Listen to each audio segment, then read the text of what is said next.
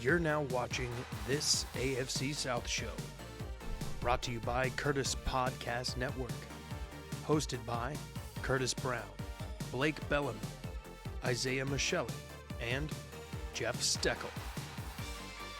Hello, everybody, and welcome to This AFC South Show number 99, one away from 100. Tuned in for a good one.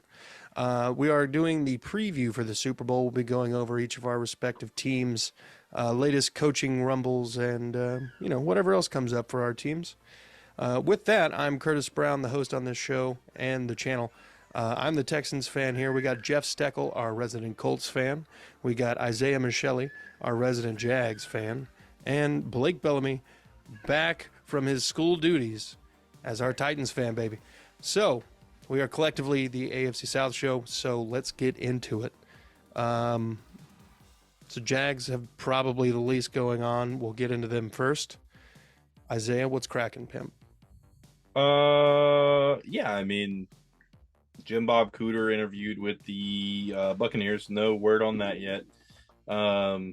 We blocked the Ravens from interviewing Press Taylor because it was a lateral move, because we're trying to keep everybody together still.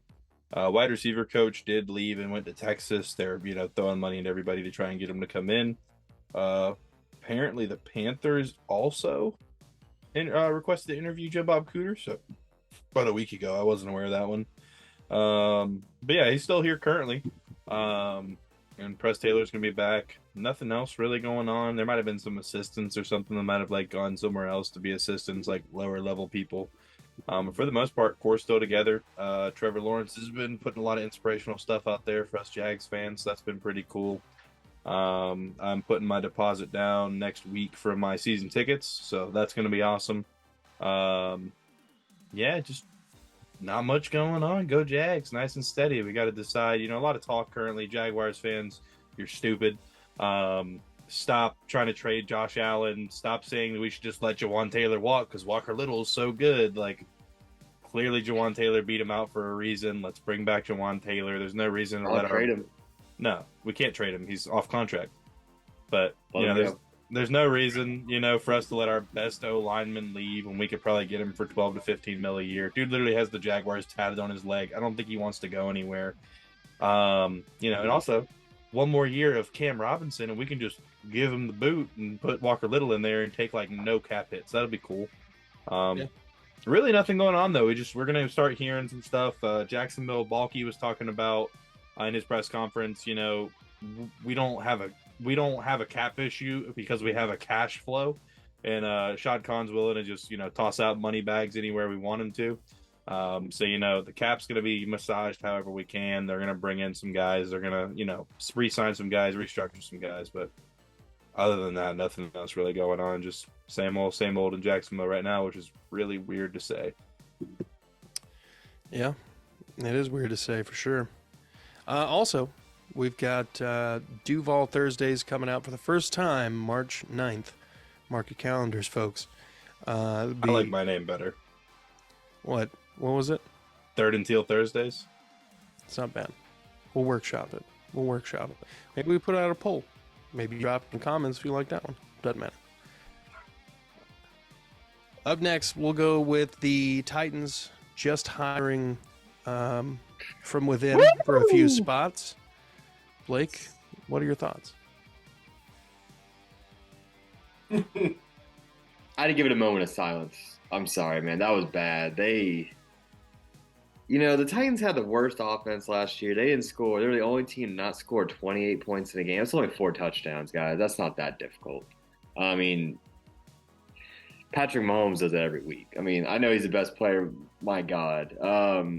So we hired Tim Kelly. We promoted him. We waited this entire time to just promote the guy who was the penciled-in offensive coordinator. I don't understand why, if he was the guy, don't fire DUI Downing after that DUI and then just have Tim Kelly be the interim. See how he does. If he sucks, wash your hands with him. If he's good, keep him. But now we're just going to get a whole bunch of trickery plays, a bunch of screen passes. I'm tired of it, man. I don't want to see it. The only thing that is kind of exciting is it's going to be a spread offense, but it's spread by name. So I'm not happy about it. Not only that, the biggest joke of all is having a bunch of like offensive line coaches and tight end coaches and new quarterback coaches that don't coach those positions. They're just throwing some random people out there because it worked so well with like, yeah, we were talking about earlier before we did the podcast is Patricia coaching offense last year for the Patriots. Guys don't work outside of position very well, and Titans aren't looking great, man. They're making all the wrong moves right now, and it's an absolute embarrassment. I'm not happy about it. I did like the hiring of Rand Carthen. I think he's going to be a good GM. I'm really happy about him.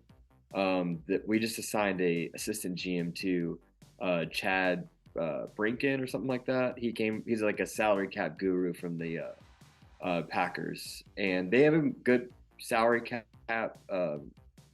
in general. Besides, number 12, he's been kind of eating it up, but he drafts well. He's a former scout for Green Bay, and they draft really well. They have nothing to work with because A-Rod eats up that entire salary cap. So I think the future might look fine with those two guys at helm, but I think this season is going to be rough. I think it's going to be a dark, dark season. And unless the Titans do a lot in the free agency and the draft, shake things up, it's going to look grim in Tennessee, man, honestly. Just as a Texans perspective there on Tim Kelly, I'll give a couple like good things and then the bad. Good thing, Deshaun Watson's most productive season before he groped half of the country. While he groped half of the country. No, before. Apparently that didn't start until allegedly. Allegedly, yeah. Let's in March, allegedly. So anyway, no one just starts raping women. Rape. Please. Anyway, so had his best year with Deshaun Watson. Deshaun Watson does what he does, ends up in trouble, can't play. Davis Mills, his rookie year, he actually got production out of Davis Mills. He got some decent production out of Tyrod Taylor. Sorry. Brandon Cooks, too. He had one of his best seasons under Tim Kelly. They do a lot of screen games. The flea flicker, as many Tennessee fans saw this year, that the Titans were very keen on running. That's Tim Kelly. That is something that he did a lot. There were several games where Davis Mills had the flea flicker play and would just hum it up to somebody deep, and they would make a play, and it would go for long yards. Same thing happened with the Titans every single time.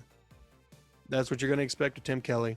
I think this makes the quarterback play a little bit better because I think he's going to scheme things for efficiency. So at least statistically, it'll look better, even though, the same year that Deshaun Watson had his best numbers with Tim Kelly, they were 4-12. So that was with under Bill O'Brien too, and your defense wasn't great. Anthony Weaver was your DC too that year. Yeah, he took over. There was a lot of stuff going on. You can't blame all that on Tim Kelly. I'd like to be optimistic because I did like Tim Kelly. Like I was for him. And you can go back and watch early videos, and I was for Tim Kelly a lot. My biggest issue with him now is he's an in-house hire on one of the worst offenses in the NFL. The Titans waited this long. I thought our new OC would have been someone playing in the Super Bowl because we waited this long. I thought it was going to be Matt Nagy. And I wasn't super excited about Nagy, but I would have rather had him than Tim Kelly for sure. Yeah. But Vrabel's a culture guy. He wants people to know the system and know what the hell they want to do. And then that's just what he does. Let's continue that 30-second offense for the culture guys. I don't know. I think a lot of that will be corrected when he's got a GM above him that's not trying to trade away his best players. Yeah, I agree. With that, let's get into the Colts, who are finishing up round 3 of their coaching hire process, which is pretty unprecedented. So, Jeff, take it away, brother. I think Blake had a good segue there into one of the worst scoring offenses, so we go into the Colts. No, they, right there with you, buddy.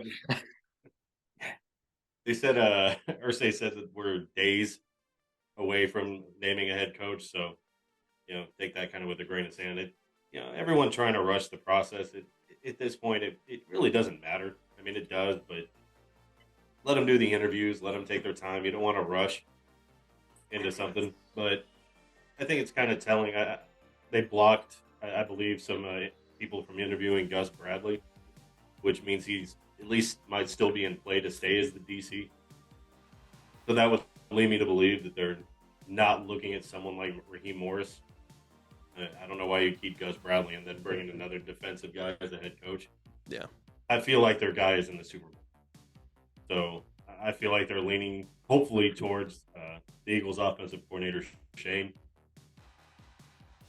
I mean, that's just my belief, though. It just doesn't make sense to wait until after the Super Bowl if their coach isn't in it. So, yeah. Is Callahan out? Like, what's the deal with him? I don't know. I feel like that's he another should have guy I been like, but again, I feel like they name him already. I mean, there's no sense in waiting if that's their guy. So, yeah. I mean, I could be wrong. Whatever. Maybe they're looking to see. I think what is it, Arizona? That still needs one. Yeah. Maybe they're waiting. I don't know. I don't know what. If it's Callahan, I don't know what they're waiting for. But I feel like they're leaning more towards Shane. Maybe even Eric Bieniemy could. He was another one of their top candidates. I'm not for it. Other than that, that's about it. But there's a bunch of Colts fans on there talking about trading up and trading Pittman, packaging it up with Chicago. We don't even have a head coach yet. Shut up. We don't know. There's no way to speculate on this. You don't even have a coach locked in. So there's no trades imminent yet. There's no package deals that they're putting with the Bears. We haven't even gotten near free agency yet. Just stop. You guys don't need the first overall pick anyway. There's going to be plenty of quarterbacks at 4. We're either going to get Stroud or Levis at 4. Leave it alone. Yeah. All right. Well, we will have the first Tighten Up Tuesday, March 7th. So mark your calendars for that. March 10th, we will have the first For the Shoe Friday. So, hey. But that leads me in. I think the coaching search in Indianapolis definitely got a little bit more complicated when DeMeco Ryans didn't get the interview that was originally scheduled or whatever. And then he ultimately ends up going with Houston anyway, which apparently was, as his quote, was his dream job. He is a Texans legend. I think at one point he led the team's all-time tackle list. 9 really solid seasons in Houston, and a lawsuit. Was he Rookie of the Year too? Yeah, Rookie of the Year, 2006. Yeah, Texans got the guy that I really wanted. So kudos to the Texans, but I hate it. Well, we're in the offensive coordinator, defensive coordinator hunt now, and the debate now rages on: will DeMeco Ryans call defensive play calls? Will he let the defensive coordinator do it? If he does call plays, is the defensive coordinator just a guy holding the clipboard? You know what I mean? So those are the kind of questions that are floating around in the media pundits. But the fans, they're still clamoring that we trade up with the Bears as well. I'm like, guys, they're not drafting a quarterback. If they trade up or if they trade back with anybody, they're going to take a quarterback. And who's to say that they're going to take the quarterback that we value the highest? They might value a different quarterback because he fits their system better. You know what I mean? Personally, we're trying to talk your way out of Bryce Young, man. Personally, I'd rather take Levis. He's the biggest of all three. While he didn't have a great season last year, name another player on his team. Thank you. I can't either. Their running back was all right. Well, their offensive line was consistently getting blown up. The wide receivers were terrible. The man had literally no help and was injured for most of the year. I think. Yeah, Levis was pretty electric when they had Wan'Dale Robinson 2 years ago. Yeah. I like Levis, and I hope he doesn't go to anywhere in the AFC South unless it's Tennessee. I feel that. He's not going. But with that, I think we, the first We Are Texans Wednesday came out when DeMeco Ryans was hired. You dropped that a couple days later. But so the second episode will be the 8th of March. So keep your calendars marked for that one as well. But let's shift gears here and let's talk about the Super Bowl. The Kansas City Chiefs, Philadelphia Eagles. Last I checked, the Eagles are favored by 1.5, which is kind of interesting to me. I think the Eagles have the upper hand in the defense. But I think the Chiefs and Patrick Mahomes, more specifically, are well more capable of winning this game. The experience of Pat Mahomes, this being his third Super Bowl appearance in 5 seasons, I think that adds up to a W in his third appearance. And I think that we start having that conversation where it's like, okay, Brady's gone. Here's the new Brady. And it's going to suck kind of being in that shadow again in the AFC. But, I mean, outside of possibly Herbert, who plays on a dysfunctional franchise, it's really not anybody else in the league that is on Mahomes' level consistently. Josh Allen in theory, but and this year was not that year. But, I mean, it's really Mahomes and then everybody else now. So, with that, you guys got anything for the Super Bowl? I'm picking the Chiefs. So, spam that spread, folks. I'm going Kansas City as well. Although I'd really like to see Brett Kern win a Super Bowl, and A.J. Brown too. Just to kind of make J-Rob look even dumber than he already is. But I would love to see Brett Kern. He spent, 15 or 16 years with the Tennessee Titans. The best punter in the NFL until Ryan Stonehouse came to the NFL. Kind of throw in Stonehouse in this episode. So I hope I would like it if Eagles won it, but if I'm betting money on it, which I'm not, I would go with Kansas City. Plus, it'd be really cool to see Andy Reid beat his former team in the Super Bowl. Yeah. Isaiah? Jeff? Either way. If the Eagles are going to win, it's definitely going to have to be on their defense. Like you said, I think they have kind of the advantage, at least on that side. Kansas City's defense has been kind of suspect. But, yeah, I'm going to go with the experience, especially in the playoffs and Super Bowl, and the best quarterback in the league. It's hard to go against him, and probably the best tight end to play. It's hard to vote against the Chiefs. But I don't think it'll be, a blowout or anything like that. I think it'll be 3-6 points. But yeah, I'm leading the Chiefs too. Zaya? Got the Eagles. Don't like Patrick Mahomes. Don't like the Chiefs. He's a crybaby. It's fine. He's Roger Goodell's new plaything, so he's going to get calls going his way more often than anybody else. I agree with that. Yeah. There's many occasions where they intentionally don't call as many holding calls on his offensive linemen because the league makes more money whenever he extends plays and does his Mahomes magic, and they sell more jerseys that way. That's a scientific fact. I don't care what anybody says. It's not a scientific fact. You could watch the tape. I can watch the tape all day. Absolutely, but there's holding on every play. Oh, there is, but they get away with it a lot more blatantly. Watch the tape. Anyways, it's not the point. Aaron Brewer literally ripped a man's head off with his bare hand in the middle of the Packers game, and it was a 60-yard screen pass. And the ref was staring right at him. Yeah, who cares? I'm just saying. He must have Isaiah, I'm just happy that you are wanting Gardner Minshew to lead these Eagles to a Super Bowl. Honestly, I would love us to send another player to the Super Bowl. I really hope that the Eagles win. I like the Eagles. I like Jalen Hurts a lot. I think they have a better overall team. Not only just, I think you guys are sleeping on their offense a little too much. They have a better wide receiver core. The only thing really better about the Eagles is Travis Kelce and Patrick Mahomes. But I think the overall cast, the offensive line, I think they're better for the Eagles. But defense is definitely better than the Chiefs' defense. I see the Eagles taking this one. They already released the pictures of the script. It's going to be 37-34. Eagles are winning. You're on one. Have you not seen that picture? I saw the picture. It's real. It's so real. It's so real. It's on the internet. Yeah, it's on the internet. It's got to be real, right? All right, Jeff said. We're winding down here. We got under a minute 30. You guys got any closing thoughts? Fuck Patrick Mahomes. Damn. Yeah, I would like to see Gardner Minshew with a Super Bowl ring. Me too. That would be kind of cool. Gardner needs his ring. I'm cool with that. So now we all want the Eagles to win. I don't want the Chiefs to win, but I don't like the Eagles, and I don't think Jalen Hurts is anywhere near the level that Mahomes is on. I agree. I just want a good game. I feel like this is gonna be a very exciting game, regardless. Just like last year, they're two newer, like newish teams in the Super Bowl. So it's gonna be nice to see. Yeah. All right, folks. Jeff, Blake, Isaiah, thanks for coming on.